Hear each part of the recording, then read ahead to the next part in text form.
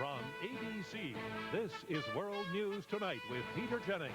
Good evening. We begin again tonight with the president's budget, even before other Republicans and the Democrats have a chance to look at all 1,600 pages of the budget, if they actually do. It becomes the centerpiece of the great election year political battle over who has the right formula for improving the economy. Mr. Bush is in New York tonight for a summit meeting of foreign leaders at the United Nations tomorrow.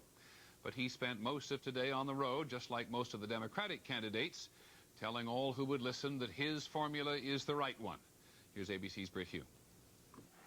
Before a business group in Philadelphia today, the president was touting those parts of his program he can launch without congressional approval, including a 90-day freeze on federal regulations deemed by the administration to threaten economic growth. We will accelerate any regulations that encourage growth. We will scrap those that tie the hands of business and impede growth. That's likely to bring criticism from environmentalists and others that the president's backing away from the Clean Air Act and other regulatory measures he both signed into law and claimed as achievements. With the economy and his own ratings down, though, Mr. Bush seemed unconcerned about that. He seemed more intent on making sure that if the public doubts his program will do the job, it won't be because he and his team failed to tell them it would. But let me tell you the three words that really separate my plan from what I think of the rest of them. It will work. Those three. It will work. Back in Washington, before the House Budget Committee, listen to how Budget Chief Darman described the Bush program. A plan which, if enacted, we believe will work.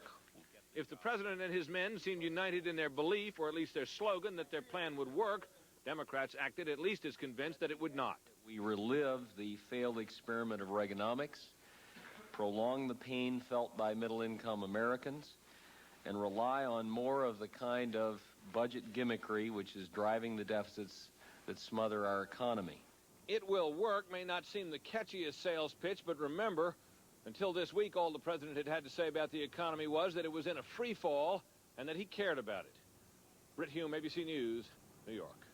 There is some evidence today that Mr. Bush has a tough sell ahead of him. Our polling unit was on the phones last night, and 57% of the people we asked approve of his State of the Union speech overall, but 69% said the president's economic proposals do not go far enough. And a majority, 52%, told us they still think Mr. Bush does not understand their economic problems.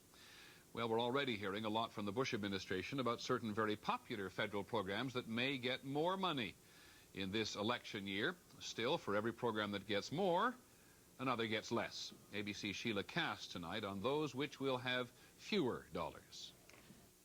These are some of the 240,000 elderly who live in apartments built with government subsidies.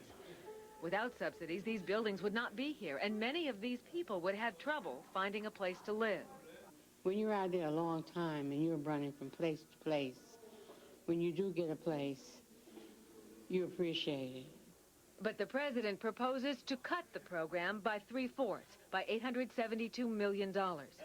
And the budget would entirely eliminate a program that sends social workers and nurses to aid the elderly in group homes. Those programs are among dozens the Bush administration plans to cut. The program that helps 6 million poor people pay their heating bills. Subsidies that help big cities run their subways. Federal payments for improving Amtrak's rail lines in the Northeast. Efforts by the Tennessee Valley Authority and the Appalachian Regional Commission to create jobs. Overall, the budget claims to save about $31 billion with cuts in various programs. And lobbyists such as John Rother of the American Association of Retired Persons say the president's priorities are wrong. This is a budget that's a far cry from kindler and gentler. It's a budget that says tough to the people who are most in need of government help. Many of these proposed cuts Congress has rejected before and is likely to reject again in the face of a recession and an election. But if they do, the president will try blaming Congress for busting the budget. Sheila Cass, ABC News, Washington. In a moment, a new breed of corporation, temporary managers and temporary executives. A new way of life for life insurance to help the living. And a new way of life in El Salvador. They're not fighting anymore. This is World News Tonight with Peter Jennings, brought to you by DuPont.